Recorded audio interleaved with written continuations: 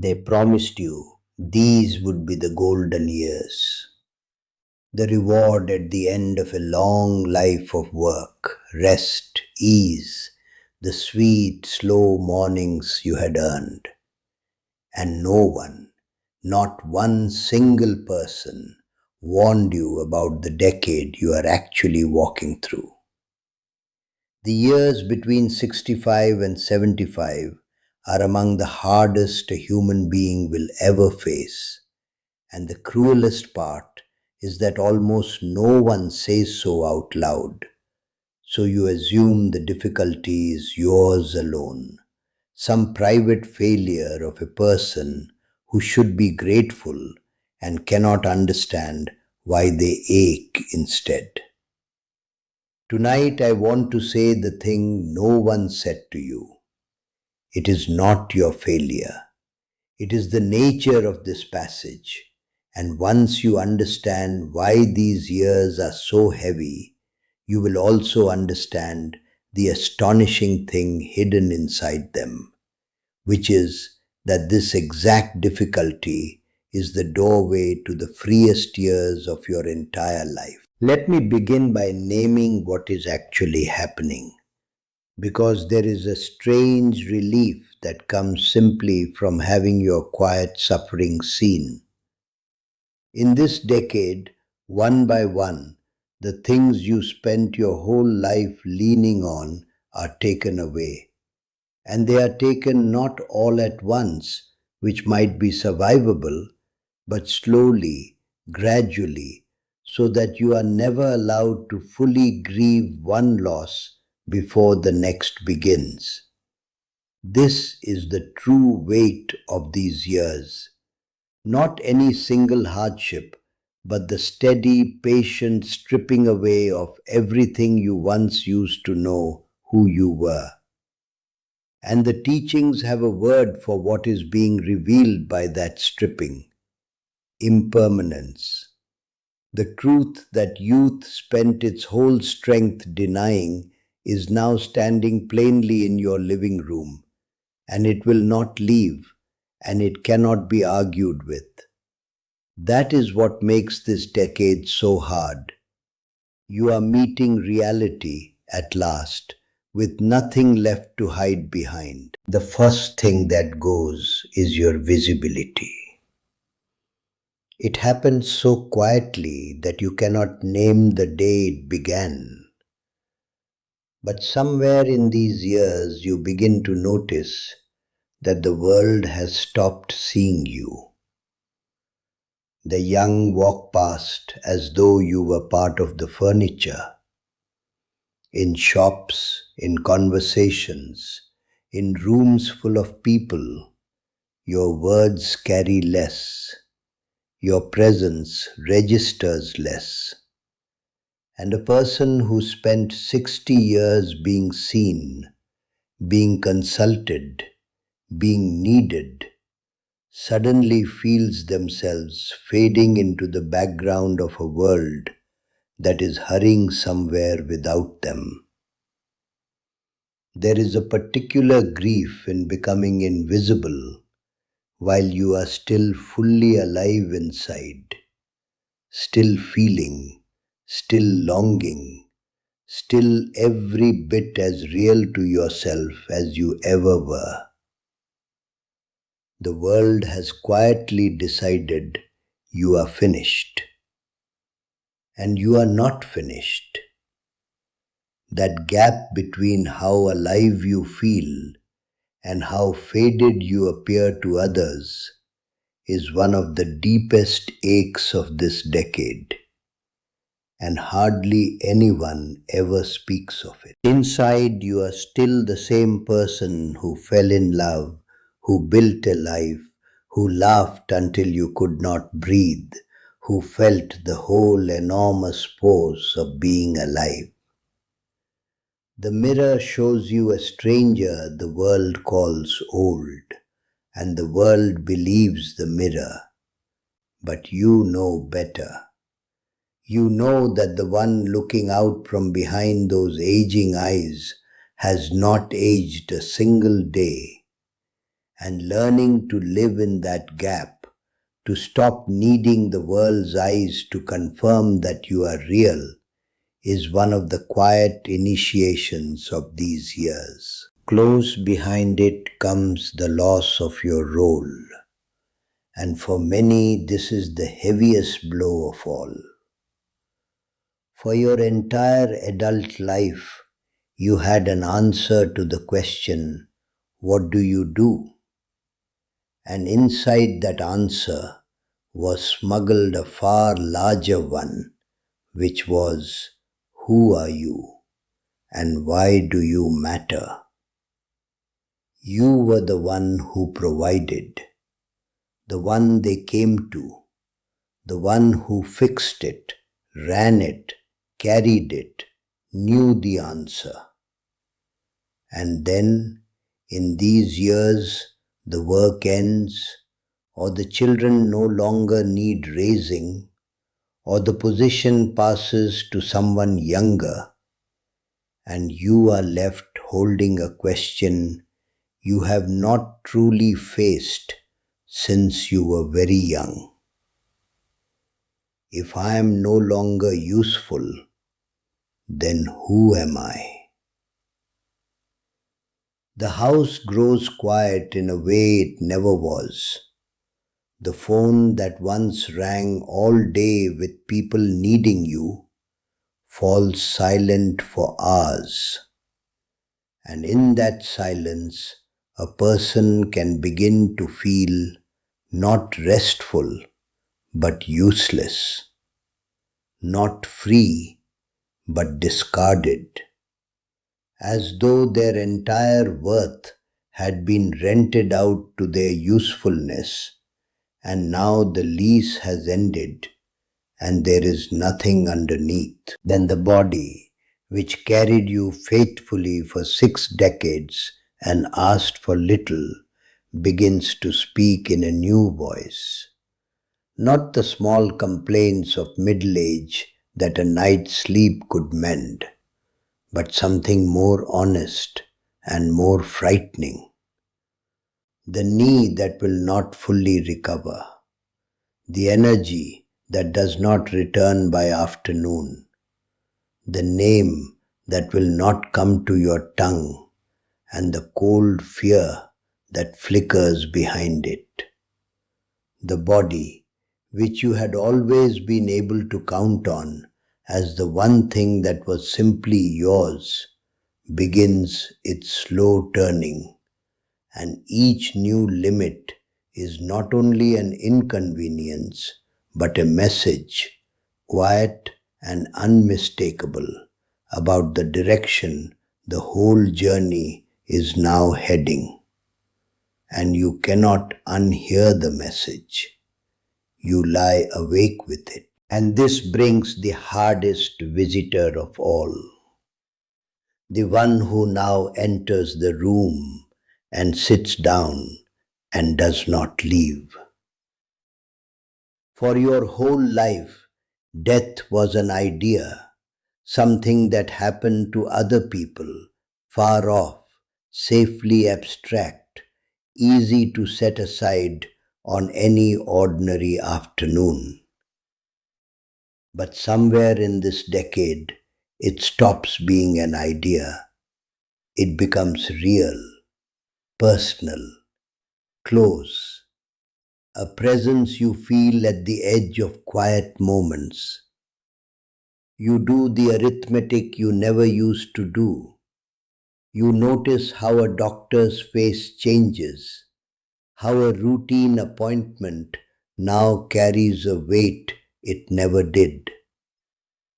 You catch yourself wondering, in the middle of a good day, how many good days are left.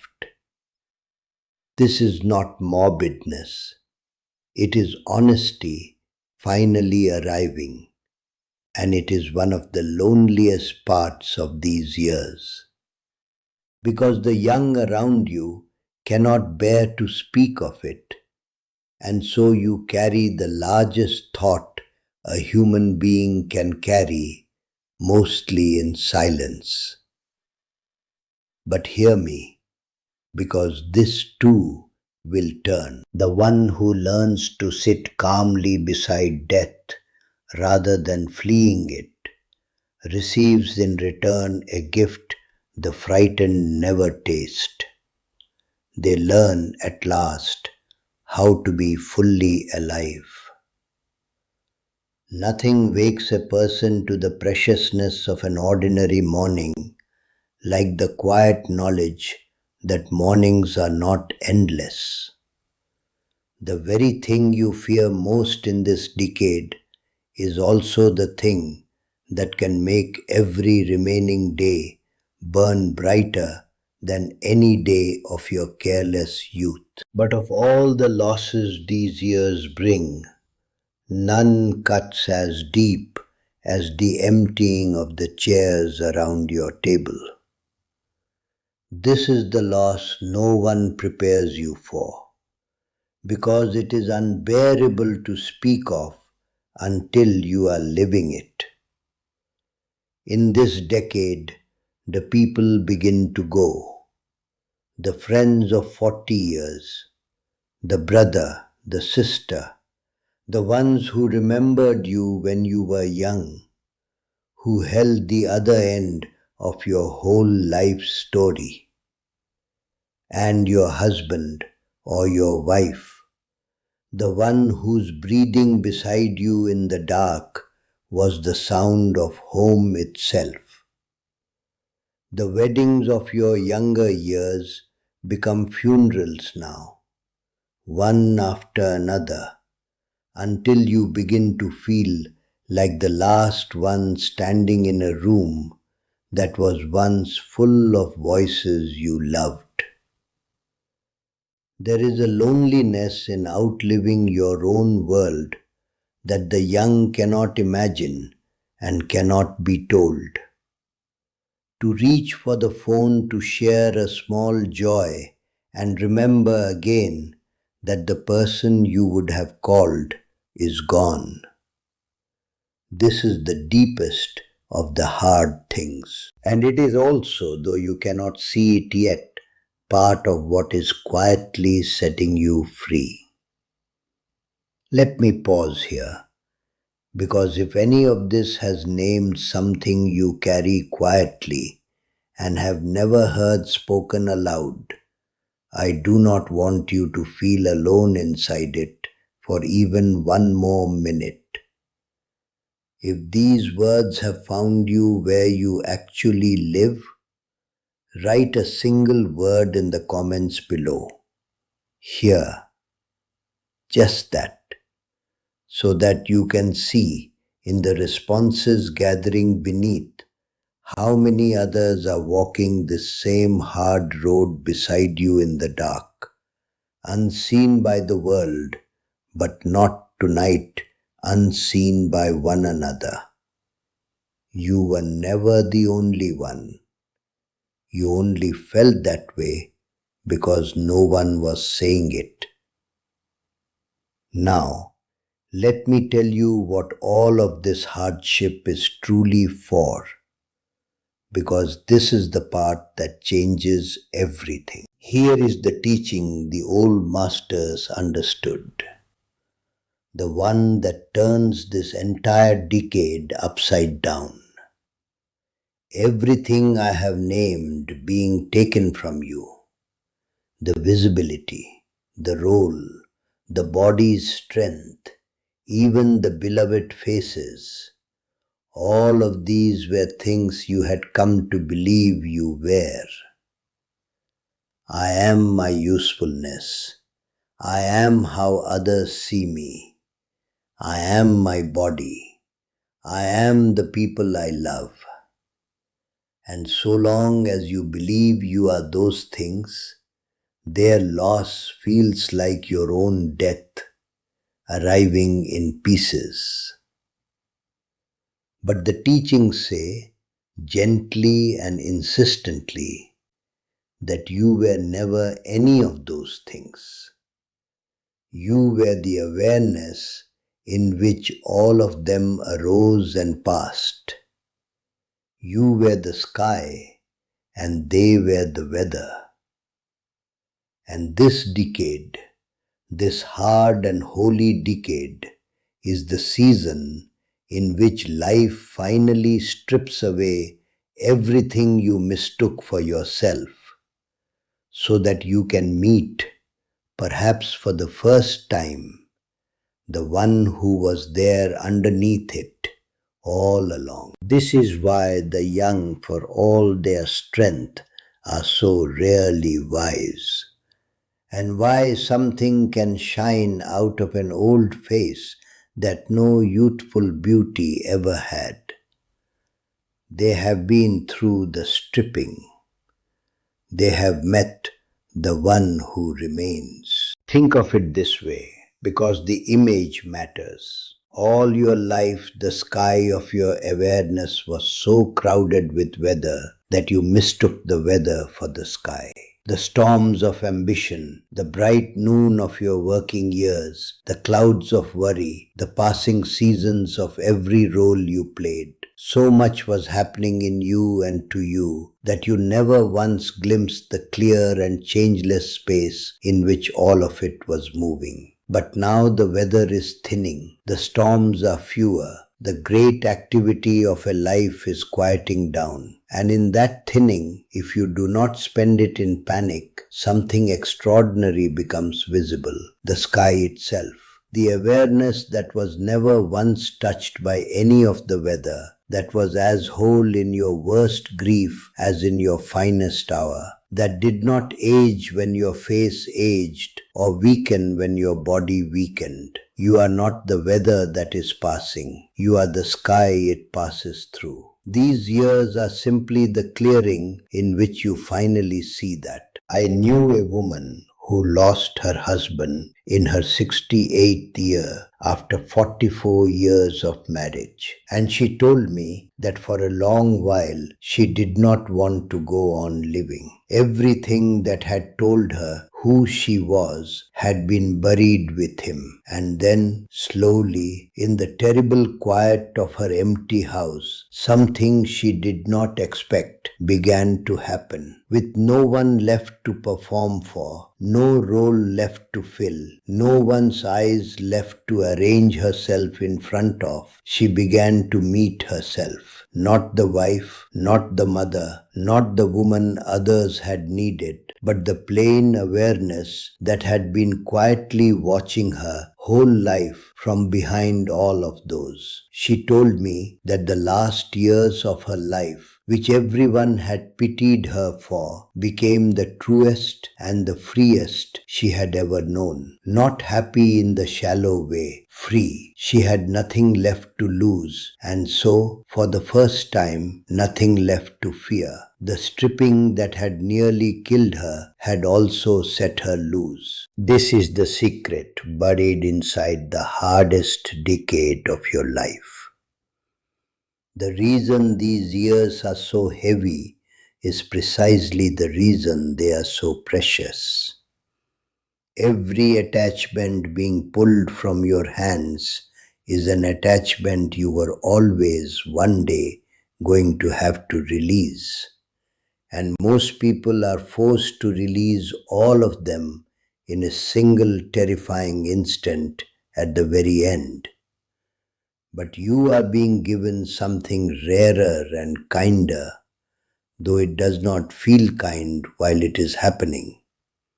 You are being given time, years to practice the letting go, to loosen your grip finger by finger, to make your peace with impermanence slowly, so that when the final release comes, your hands are already open, already unafraid.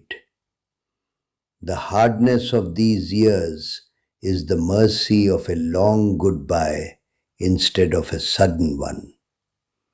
It is life teaching you patiently how to live in peace. So do not measure this decade by what it takes from you. Measure it by what it reveals. When the world stops seeing you, you are freed at last from the exhausting labor of being seen. When your role falls away, you discover you were always more than your usefulness. When the body quiets, the inner life, so long drowned out by the body's demands, can finally be heard. And when the chairs around your table empty, you learn the hardest and highest lesson of all, that love does not end when a person leaves, and that the space they leave behind is not only absence, but a strange and spacious kind of freedom in which the whole of you, undivided at last, becomes available to be truly present for whatever time remains. There will still be hard mornings. I will not lie to you and say the grief lifts like fog. Some of it you will carry to the end, and that is right, because it is the shape of how much you loved. But carry it now as the wise carry things, lightly, without letting it become the whole of you. Let this decade do its deep work. Let it strip you down to the one who cannot be taken, the awareness that was watching before you had a name and will be watching still when the last of the weather clears. That one was never young and is never old. That one has nothing to fear from any of this. And that one is what you truly are. So tonight, if you are somewhere inside these hard years, or watching someone you love walk through them, I ask only this: stop fighting the stripping as though it were an enemy, and begin, even a little, to trust it as a teacher. The heaviness you feel is not the sign that your life is ending badly. It is the sign that the deepest part of you is finally being uncovered. These are not the ruined years at the end of a good life. They are, if you will let them be, the years the whole life was quietly leading toward. If this reached you tonight, leave one word below: lighter. And know that the road does not end where the world assumes it does. It narrows, yes, it empties, but it also opens into something wider and quieter than you have ever known. There is still a great deal of life in you, my friend. Perhaps the truest part of it is only now beginning.